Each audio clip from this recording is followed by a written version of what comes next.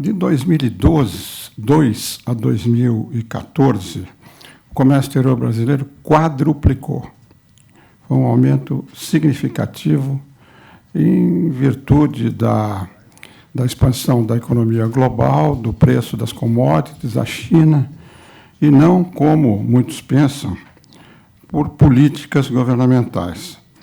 Ao contrário, eu acho que essa expansão do comércio brasileiro, nesse nível, ele escondeu os problemas institucionais e as vulnerabilidades do comércio. O índice de competitividade feito pelo Banco Mundial mostra uma queda contínua do Brasil. A queda da participação do comércio exterior no PIB. E os dados de anteontem mostram que continua caindo de maneira drástica o comércio exterior.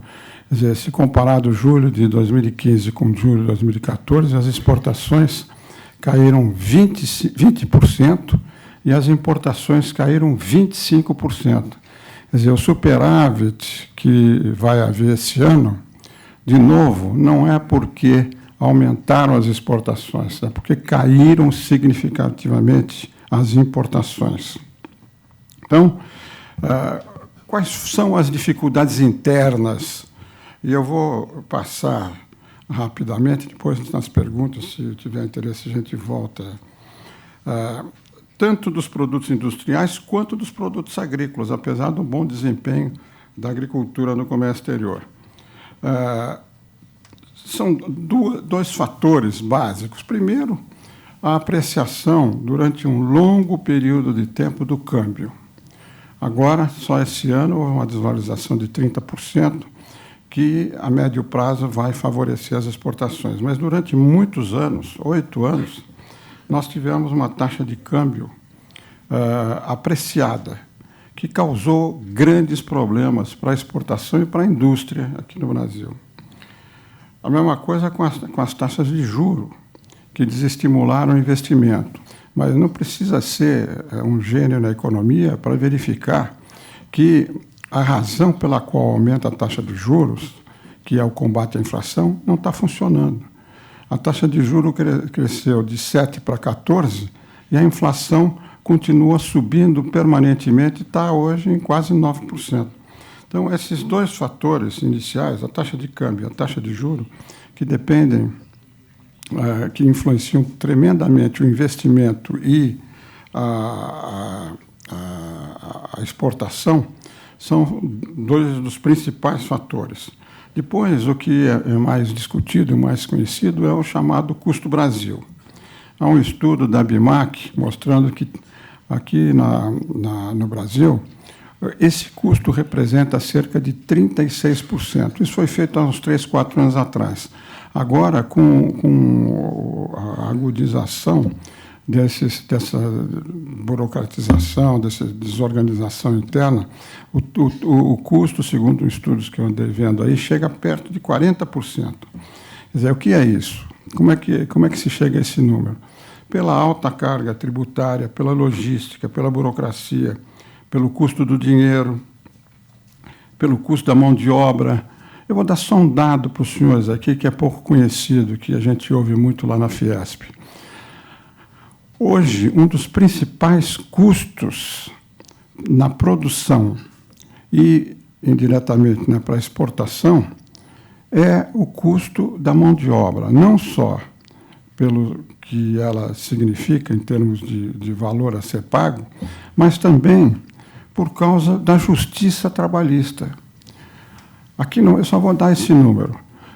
O ano passado, houve 2.500.000 ações trabalhistas, que um exército de advogados tem que enfrentar em todas as empresas. Nos Estados Unidos, foram 6.000, e no Japão, 40.000. No Brasil, 2.500.000 ações trabalhistas. É um dado só para... E depois, além desses dados todos que eu mencionei, a tributária, a logística, a burocracia, a infraestrutura, o apagão nos portos, na energia, o custo da energia, a questão dos fretes. Além disso, incide sobre o custo dos produtos industriais, da produção industrial, a falta de inovação, a pouca participação das pequenas e médias empresas no contexto do comércio exterior, a baixa produtividade. Os senhores sabem que a conta, assim como na área fiscal, em que nós temos um desequilíbrio crônico que vem desde os 90 e continua até hoje, agora estamos tentando conter, o gasto do governo vem se mantendo acima da receita recebida. Então, não fecha a conta. Aqui é a mesma coisa. O reajuste salarial é feito sistematicamente acima da inflação. Então, não aumenta nunca a produtividade. Depois, além disso, tem a cartelização, a concentração, os monopólios, a ausência de competição em vários setores e, mais importante, o protecionismo comercial. Todos esses fatores são extremamente negativos para a produção e aumentam o custo da produção. E, finalmente, e aí depois eu menciono isso na questão das dificuldades externas, um fator que tem contribuído muito para o aumento do custo, é a estratégia de promoção comercial equivocada do governo nesses últimos anos todos e a ausência de uma promoção comercial séria e eficiente. Isso no tocante aos produtos industriais. No tocante aos produtos agrícolas, apesar do grande desempenho, a rentabilidade na área agrícola também está sendo afetada pelo aumento dos salários rurais, que é o dobro da inflação, pelo preço das sementes, dos fertilizantes, pelo valor do arrendamento e pela logística. Então, esse, de maneira muito rápida, os principais fatores que determinam a perda da competitividade, fatores internos que determinam a perda da competitividade nos produtos industriais e nos produtos agropecuários. E as dificuldades externas? Primeiro, como nós sabemos, há a crise econômica global, desde 2008, não é, quando tivemos a crise do Lehman Brothers e toda a consequência da crise financeira, passou a ser uma crise econômica, a economia se desacelerou e o comércio internacional também se desacelerou. No período em que o comércio exterior brasileiro quadruplicou, o comércio internacional crescia 25%. Então, é normal que aqui no Brasil também o comércio crescesse. A América Latina cresceu, estava tudo crescendo. O comércio brasileiro cresceu também. Não por méritos de políticas, mas porque cresceu o comércio global. Agora, além do custo interno, os exportadores enfrentam uma desaceleração do comércio internacional. Nesses últimos 2 anos, esse ano, inclusive, o comércio vai crescer a 2,5% só. Aqui na região, que crescia, a América do Sul, que crescia 5,5%, esse ano vai crescer a 0,5%. A segunda dificuldade externa é o fracasso da rodada de Doha. O Brasil baseou a sua estratégia de negociação comercial nos últimos 12 anos na negociação multilateral, na rodada de Doha. Todas as fichas foram colocadas na rodada multilateral. E nós deixamos de lado, como eu vou mencionar, os acordos comerciais. Quer dizer, nesse período que nós estamos vivendo, nesses últimos 12, 13 anos, mais de 400 acordos foram negociados e o Brasil negociou 3, com o Egito, com Israel e com a Autoridade Palestina, que, como os senhores sabem, são parceiros de grande relevância no comércio internacional e que beneficiariam muito as exportações brasileiras. E agora nós vimos no jornal ontem que nós assinamos um acordo com a África Setentrional, a Meridional, no sul da África, com o SACU, e que o acordo está parado há 5 anos por falta de tradução. Está o valor ontem. Está parado, teve 205 erros de tradução do inglês para o português. Quer dizer, nós chegamos a um problema escolar agora dentro do governo, né? de tradução, 5 anos perdidos num acordo, numa área que, para certo tipo de empresa, é favorável. Então, o fracasso da rodada de Doha era importante, porque o Brasil baseou toda a sua estratégia na abertura que a rodada de Doha ia propiciar. E agora, em dezembro, nós vamos ter uma reunião ministerial e, na minha visão, não vai sair absolutamente nada. Então, vai morrer a rodada de Doha e nós perdemos esses anos todos. Uma outra dificuldade externa que apareceu foi o aumento da competição com os produtos chineses. Os senhores sabem, uma das grandes transformações globais é a participação da China como grande produtor industrial global, afetando todos os países, não foi só o Brasil, todos os países. Mas aqui afetou mais. Para os senhores terem uma ideia, se os senhores pegarem nos últimos 5, 10 anos, o mercado doméstico industrial era abastecido em 85% por produtos nacionais. Hoje, esse montante caiu para 65%. Então, o mercado doméstico, a indústria nacional perdeu espaço não só no exterior, mas também no mercado doméstico. Agora, por causa de tudo que está acontecendo no mundo, o câmbio aqui dentro, começa a haver uma pequena substituição de importação, o que é bom para a indústria, que está sendo muito afetado. O principal prejudicado dessa coisa toda que aconteceu nesses últimos anos foi a indústria.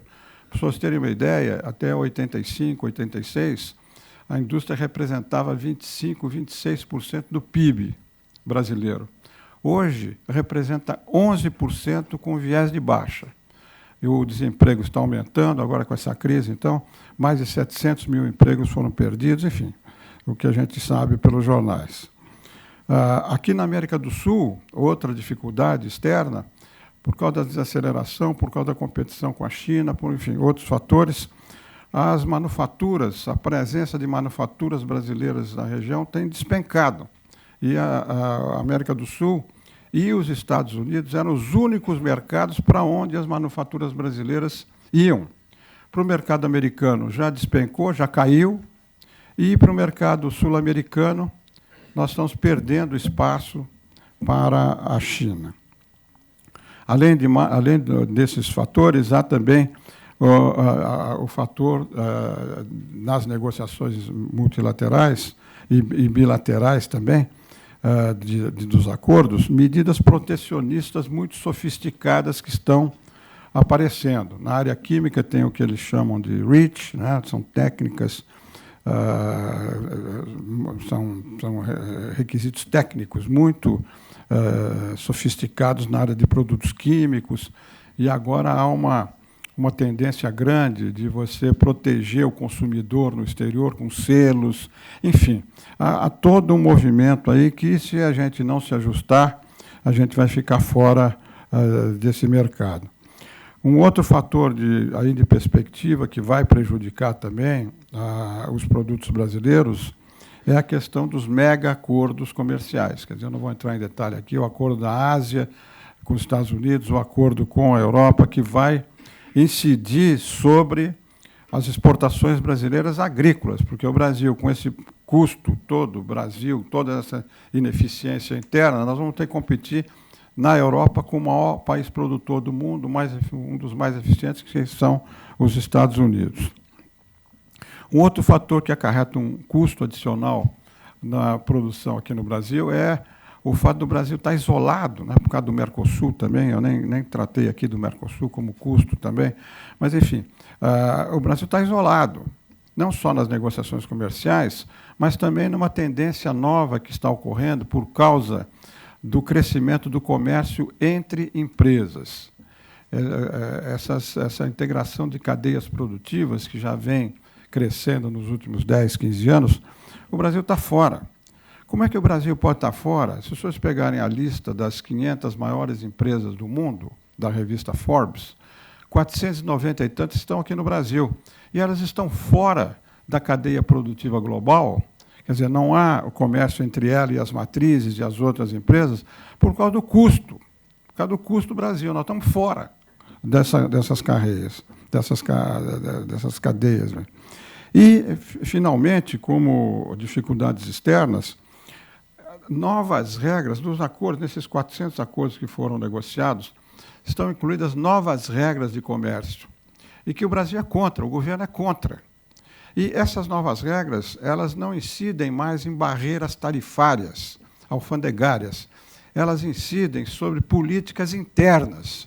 Então, hoje, nos acordos, se os senhores examinarem, nós na Fiesp examinamos a maioria desses acordos, fizemos uma listagem de novas regras de propriedade intelectual, de competitividade, de competição, enfim, de investimento, enfim, de meio ambiente, de energia. Enfim, tem uma variedade de regras que não tem que ver, são trade-related, são relacionadas com o comércio. Não tem que ver, como no passado recente, até passado recente, em que as barreiras eram alfandegárias, barreiras tarifárias, não tarifárias, mas todas elas na fronteira, eram cobradas na fronteira. Agora, não. A tendência do comércio mundial vai exatamente contra tudo o que nós somos, porque o comércio internacional, os países estão tentando reduzir os custos, e aqui, por distorções políticas, ideológicas, nós aumentamos os custos, sem ter a rentabilidade que é necessária. Então, o segundo ponto, o terceiro ponto é o papel do governo. Quer dizer, a situação se agravou no Brasil nos últimos 4 anos pelas políticas econômicas equivocadas que foram tomadas e que deram, no que deram, nós estamos acompanhando aí. Quer dizer, houve vários programas do governo para tentar estimular. O último, de 2011, o Brasil maior, eram medidas de apoio aos exportadores que, teoricamente, estavam na direção correta, mas eram decisões limitadas, decisões setoriais, que visavam, sobretudo, a facilitação do comércio, a isenção tributária, a devolução de crédito, todas com condicionantes significativas. Isso agora está sendo focalizado pela OMC através de 2 pedidos feitos pela União Europeia e pelo Japão contra as políticas industriais brasileiras na área automotriz e elétrico-eletrônicas. Então, essas providências que o governo tomou, um pouco como compensação pelo alto custo do câmbio apreciado durante muito tempo, os custos crescentes no custo Brasil, como eu mencionei, elas se concentraram em desonerações, isenções, em medidas protecionistas, defesa comercial. Houve 63, hoje existem 63 medidas de defesa comercial do Brasil. Eu não falei aqui, mas eu não posso deixar de mencionar que eu mencionei de passagem os portos, mas a questão da infraestrutura hoje é uma parte importantíssima no custo da logística dos produtos. A empresa brasileira, apesar de poder melhorar a produtividade, e as empresas agrícolas, elas são competitivas dentro da fábrica. Quando o produto sai da porta da fábrica ou da fazenda e vai até o porto, aumenta 35%, pelo custo da logística, por os impostos e tudo que a gente sabe. E nós estamos com um problema de estratégia, porque não há, agora, inclusive, nem pode haver com essas medidas que estão tomando, não há nenhuma visão de médio e longo prazo, falta uma estratégia, não há avanço na competitividade, e nós estamos nos fechando em vez de nos abrir. Agora, nós vimos, na reunião do Mercosul, todas as exceções à tarifa externa comum foram prorrogadas por não sei mais quantos anos. Então, a política equivocada interna e a política equivocada nas negociações comerciais, tanto multilaterais, quanto regionais, quanto bilaterais, isolaram o Brasil. O Brasil hoje está fora dos fluxos dinâmicos de comércio, das negociações internacionais. Eu mencionei a questão da OMC multilateral, na questão regional, o Mercosul, que está paralisado, e tudo que se fez. Eu fui coordenador nacional do Mercosul no começo, até 94, e o que eu vivi em 3 anos, 4 anos, no começo da década, no começo do Mercosul, não tem nada que ver com o que foi feito nesses últimos anos, transformando o Mercosul de um instrumento de abertura de mercado, de liberalização de comércio, num fórum para discutir problemas políticos e sociais. O Mercosul totalmente paralisado, isolado do mundo, a gente não consegue negociar com ninguém, estamos há 15 anos tentando negociar com a União Europeia e agora estão prometendo ter uma reunião agora em setembro para fechar a lista e depois apresentar a proposta. Isso é o que me disseram anteontem lá no Itamaraty. Eu quero ver acontecer isso. Quero ver acontecer isso. Entregarem uma lista e a União Europeia retribuir, entregando a outra lista de produtos. A situação atual é muito negativa para o comércio exterior e para a produção aqui. O ajuste econômico que nós estamos vivendo agravou a situação. O governo publicou agora, né, o Plano Nacional de Exportação, em que, com 6 pilares, né, promoção comercial, acesso a mercado, financiamento e garantia das exportações, facilitação de comércio, tributação das exportações, transparência e participação do setor privado. A única coisa que serve aqui, eu acho que não vai acontecer nada disso aqui, a única coisa que está no programa que está avançando é a facilitação de comércio com a criação do portal único, que promete reduzir o número de dias para as exportações, para a burocracia nas exportações e na importação. E o fato do Brasil ter aderido ao acordo lá na OMC de facilitação de comércio e a disposição do governo, do MIDIC, de negociar com os Estados Unidos e com outros países a convergência regulatória. E, para encerrar, o que fazer? 2 palavras sobre o que fazer. Eu acho que nós temos, todos nós, empresários, academia, os políticos, o próprio governo, nós temos que começar uma discussão séria, discussão, não ação, discussão, sobre a abertura da economia brasileira. Essa é uma coisa importante, porque vai cair em cima de nós. Vai cair em cima das empresas, vai cair em cima do governo, qualquer que seja o governo que venha aí pela frente, vai acontecer. Então, essa discussão sobre a abertura da economia é importante, não só para a gente se dar conta do que está acontecendo, já que o Brasil está isolado, não está acompanhando nada disso que eu estou falando para os senhores, a gente está acompanhando, está fora da discussão dos acordos, está fora da discussão das regras, está fora da OMC, do Centro de Discussões Globais.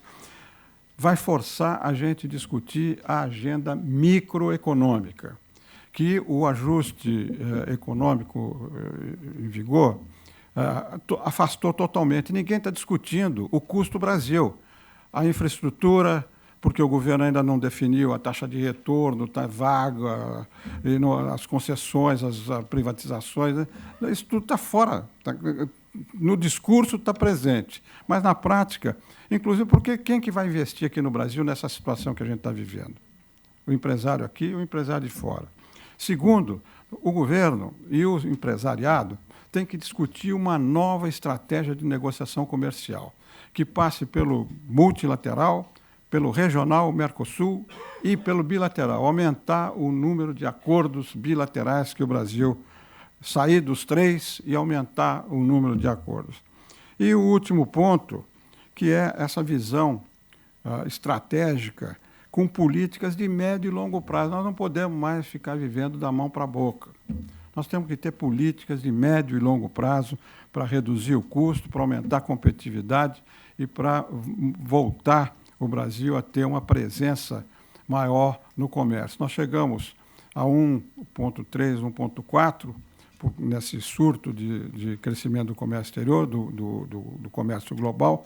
Agora voltamos para 1 novamente. Nós estamos retroagindo em todas as áreas, inclusive na área de comércio exterior.